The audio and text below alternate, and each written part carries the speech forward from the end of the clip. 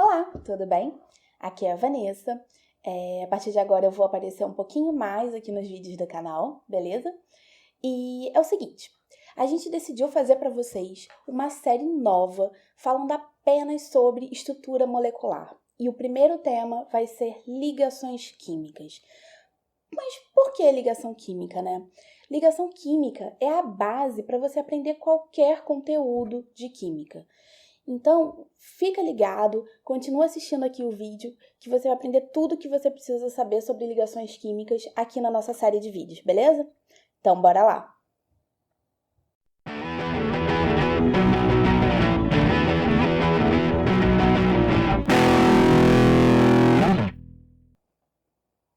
Bom, a primeira coisa que você deve se perguntar, né, é por que as ligações químicas acontecem, né? Vamos pensar numa situação hipotética em que os átomos estão lá, livres na natureza, no estado fundamental deles. Por que eles resolvem se ligar, né? Bom, temos aqui os dois átomos, digamos que eles dois se encontram e formam uma molécula. Então, eles estão fazendo efetivamente uma ligação. Para que isso aconteça, a gente precisa ter liberação de energia. Por quê? Porque em química, tudo que acontece precisa vir acompanhado de uma diminuição de energia, a não ser que a gente esteja dando uma energia para aquilo acontecer. Mas no caso das ligações, a gente precisa que essa energia seja liberada, porque sempre que a energia é liberada, o sistema se torna mais estável. E na química, tudo busca a estabilidade, beleza? Então vamos continuar e vamos descobrir como é que esses átomos conseguem ganhar estabilidade? Bom, eu tenho aqui a estrutura de um átomo qualquer.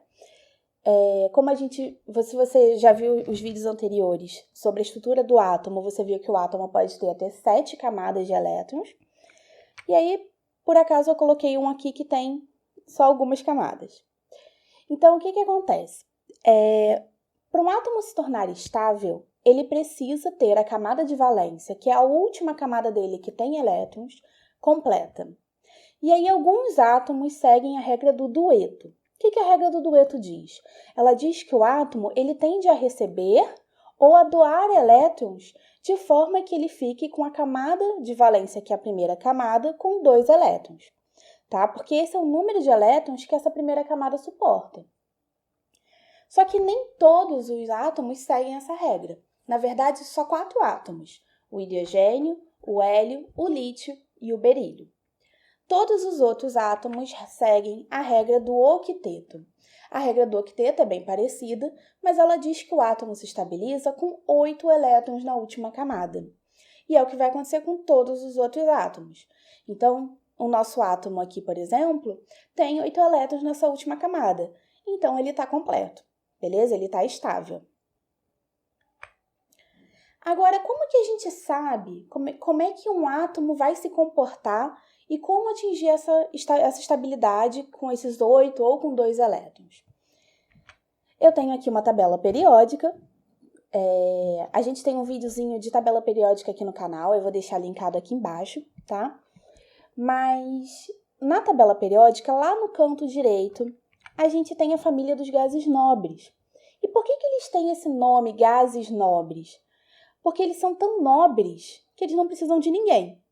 Eles não se ligam. Geralmente, eles não se ligam, né? Por que isso acontece? Porque eles já têm a camada de valência completa. Eles têm 8 elétrons na última camada. Por causa disso, eles não precisam se ligar para se estabilizar. E, geralmente, se a gente tenta fazer uma ligação com eles, essa ligação pode não ser muito estável, porque ele já é estável sozinho, beleza? Agora, todos os outros átomos vão precisar se ligar para poder alcançar essa estabilidade. Os átomos que estão mais à esquerda da tabela, que são esses mais rosinhas, são os metais e eles têm poucos elétrons nas últimas camadas deles. Por causa disso, eles tendem a doar esses elétrons de forma que essa camada fique vazia e a camada anterior passe a ser a camada de valência e aí a camada anterior vai estar completa. Já os átomos mais à direita são os ametais. São átomos que já têm essas camadas de valência quase completas. Então, para eles é mais fácil ganhar elétrons do que doar, porque aí eles ganham esses elétrons e completam essa camada, beleza? A única exceção é o hidrogênio, que está lá no canto esquerdo, mas ele é um ametal, porque ele completa a camada com 2 elétrons, certo? Ele segue a regrinha do dueto. Então, apesar dele estar na família 1A, porque ele tem um elétron na camada de valência, bom, ele não está na família 1A, né? Ele está acima da família. Ele tende a fazer só uma ligação, então ele tende a receber um elétron, então ele é um ametal, beleza? E aí esses átomos que tendem a doar elétrons são átomos que a gente chama de eletropositivos. E os átomos que tendem a receber esses elétrons são átomos eletronegativos, beleza? Agora vamos ver como é que esses átomos fazem para ganhar ou perder elétrons. Eu peguei aqui a tabela e nessa tabela eu vou selecionar 2 átomos. O primeiro deles é o átomo de lítio.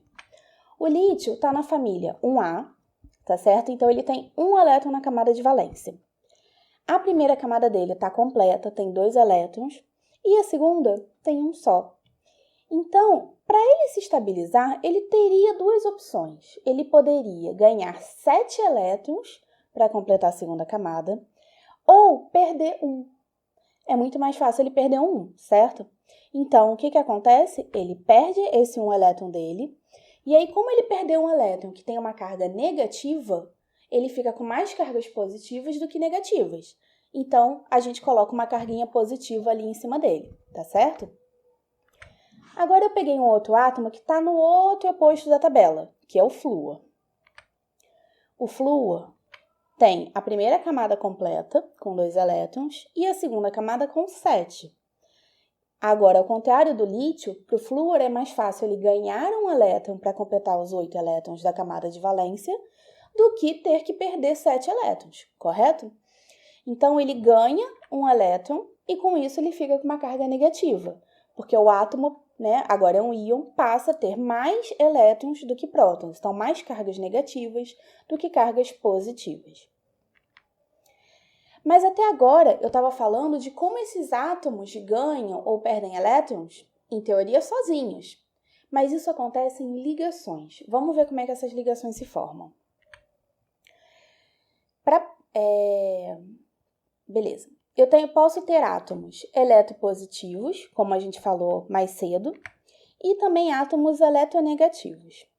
Se eu tiver a ligação de um átomo eletropositivo com um átomo eletronegativo, eu tenho uma ligação chamada ligação iônica. Já quando eu ligo átomos eletropositivos, eu tenho uma ligação do tipo metálica. E quando eu ligo átomos eletronegativos, eu tenho uma ligação covalente. Bom, galera, por hoje é só. Esse foi um vídeo de introdução sobre ligações químicas.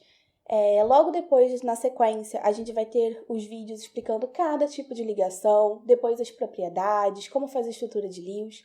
Então, fica ligado na nossa série de vídeos. Eu vou deixar aqui embaixo o link da playlist desses vídeos, beleza? E se vocês tiverem qualquer tipo de sugestão, de pedido, se vocês querem que a gente faça algum vídeo de algum tipo de conteúdo, ou de questões de alguma prova, bota aqui nos comentários, porque a gente está sempre lendo o que vocês escrevem, beleza? E é isso, pessoal. Espero que vocês tenham gostado. Se inscrevam no canal, curtam os nossos vídeos e compartilhem com os amigos de vocês. E é isso, galera. Bons estudos!